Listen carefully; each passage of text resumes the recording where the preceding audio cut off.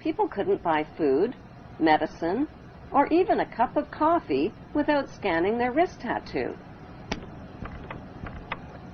Eventually, people sobered up from their drunken spending sprees. What do you mean you got no money? They realized they had traded their hard-earned money for nothing more than a bunch of numbers on a computer screen. Their real money had become virtually unreal. Not only did the banksters own all of the world's money, they now had the power to delete a person's lifetime of savings. But why would these friendly banksters do such an evil thing? To force people's cooperation. This futuristic scenario isn't as futuristic as it sounds. Invisible wrist tattoos with all of a person's credit information have already been developed. So what can you do to take back control over your money before the banksters phase out the world's money system? Withdraw your money from their banks. By putting your money in their banks, you are enriching and empowering them with control over your money and eventually over your life. Cut up your credit and debit cards. Pay only with cash or money order or certified check. What are you doing? People are under the illusion that their money is safe in the bank and that the banksters are honest. The truth is, the money you put in their banks isn't really there. Although there hasn't been a global economic crash since the 1930s, another crash could happen at any time and without warning. Economic crashes don't just happen. They are made to happen. Economic booms and busts are controlled by how much money the banksters put in circulation through their loans and interest rates. People believe Alan Greenspan, who announces U.S. interest rates, works for the Fed, and that the Fed is the U.S. government. The Fed is not the U.S. government. The Fed is the privately owned Federal Reserve banks, which are owned and controlled by the banksters. Every day, the banksters move trillions of dollars around the world's banking and financial markets. They decide if the markets go up or down, soar or crash. But why in the world would they want to crash the markets? To destroy people's confidence in the money system and create a dependent, cashless society.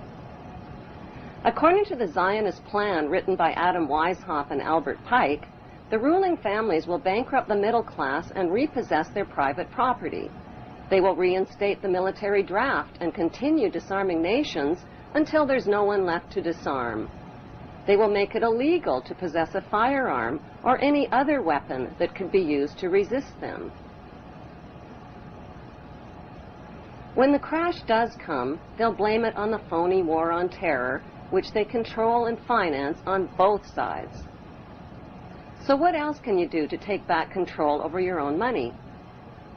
Take all of your money out of the rigged stock markets and money markets. Cash in your treasury bills, bonds, and retirement savings plans. Most of the retirement funds have already been looted. Trade in your paper money for something of real value like gold, silver, and precious metals and stones. So where can you put your cash and valuables besides the bank? In a personal safe or a very good hiding place. It will prove to be much safer than the bank.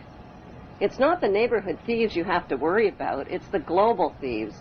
By keeping your hard-earned money and valuables out of the banks and stock markets, you are depriving the banksters of money for their wars, weapons, and mass murder. You are taking back control of your own money. You know where it is, and it's available when you need it. No interest, no service charges, no bank machines. Many people are under the illusion that their money is printed by the government.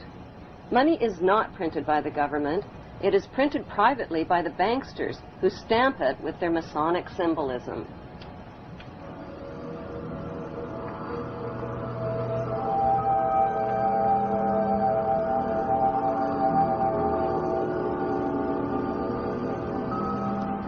Some community groups are creating their own system of money and buying and selling services and goods from each other tax-free.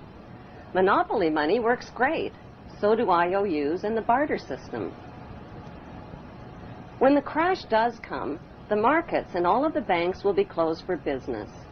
If and when they reopen again, your investments will be worth next to nothing, and your paper money will get you only 10 cents on the dollar. Day tumbling right from the opening bell. The Dow Jones Industrial is plunging more than 650 points. If you think you own your car, your house, or other credit purchases, an economic crash will remind you of who the real owners are. Most people believe that their hard-earned tax money pays for things like roads, bridges, schools, and other public services. The truth is that every penny of your tax dollars pays for your nation's national debt to the banksters. The banksters then loan your hard-earned tax money back to your government and charge interest on it for your basic public services. Before the bombing and theft of the country of Iraq, every citizen in America owed the banksters $70,000 per citizen. It is your skyrocketing debt and your nation's skyrocketing debt to the banksters that have helped them enslave the world, and they're doing it with your money, your labor, and your approval. Since the ruling families and their brotherhood of wealthy insiders hide their wealth and don't pay taxes, why should you? Find ways to avoid paying tax monies to these gangsters. If you earn an average salary over your lifetime, you will pay the banksters more than $1 million in taxes. 3/4 of your lifetime of work pays for your government's debt to the banksters and your personal debt to the banksters on your mortgaged house, your car loan, student loans, and other loans. The banksters' game is all about taking your money in taxes and then loaning your money back to you again with interest. They take property taxes, gas taxes, food taxes, clothing taxes, and dozens of other taxes and fees. Collectively, the public willingly hands over trillions of dollars annually to the banksters by depositing money in their banks, paying taxes to their central banks, supplying labor to their corporations, buying stock in their corporations, and then spending savings in their corporate superstores. So what do the banksters do with all your money that they pocket? They bomb, rob, kill, colonize, exploit, and advance their cause for global control and for your eventual enslavement. A third solution is to refuse to fight the banksters' murderous wars and to stop supporting others who fight their wars. One of America's favorite slogans is, "Support your troops," which means support your troops no matter what, even if the war is a lie, even if innocent families are being bombed, burned, and crippled with your tax money, even if your tax money is paying teenagers in uniform to die by the thousands for the lie.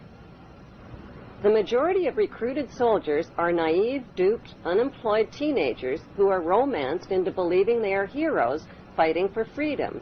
But what they are fighting for is the wealthy ruling families who are systematically disarming the world of all weapons of resistance to their global empire. We've talked to... Not to conquer anybody, but to liberate people. A fourth solution is to stop voting. Most nations have two main political parties, which means there are only two candidates for the top job. One is the candidate for the very rich, and the other is the candidate for the even richer. Both candidates are sponsored by the lobby groups of the ruling families. Many voters feel a need to vote for the lesser of two evils, but they are still voting for evil and supporting a corrupt electoral system. Both John Kerry and George Bush are members of Yale University's Skull and Bones Secret Brotherhood, which is rooted in German Freemasonry.